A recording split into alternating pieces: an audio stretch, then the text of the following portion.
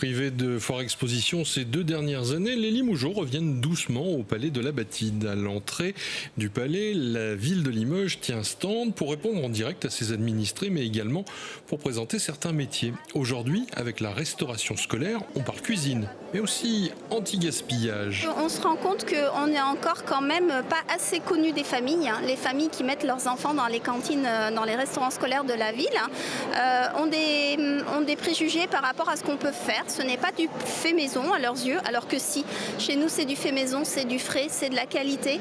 C'est vrai qu'aujourd'hui en même temps je mets en avant le gaspillage alimentaire. Pourquoi ? Parce que c'est un sujet d'actualité et il faut en parler, c'est un sujet important. Et nous dans les restaurants scolaires, on travaille régulièrement à limiter le gaspillage. On fait en sorte de ne pas en avoir. Se servir de la totalité d'un légume, savoir traiter le pain coupé et l'utiliser pour en faire un gâteau, c'est malin et c'est anti-gaspi.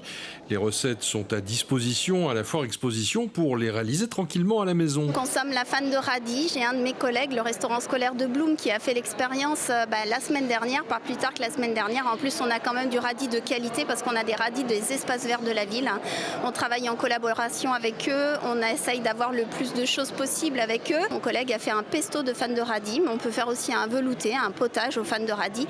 Et les enfants ont beaucoup aimé. C'est passé un petit pesto avec les tomates et c'était nickel. Figurez-vous que parfois les enfants tordent le nez sur le pain d'épices. Alors l'astuce, c'est d'en faire un entremets pour ne rien jeter. On va couper des petits morceaux de façon à ce que quand le lait soit chaud, on va les mettre dedans, il va fondre. On va le laisser fondre un petit peu. Une fois qu'il sera fondu, on passera au mixeur. On va rajouter un petit peu de sucre, un petit peu de crème et on n'aura plus qu'à mettre en ramequin.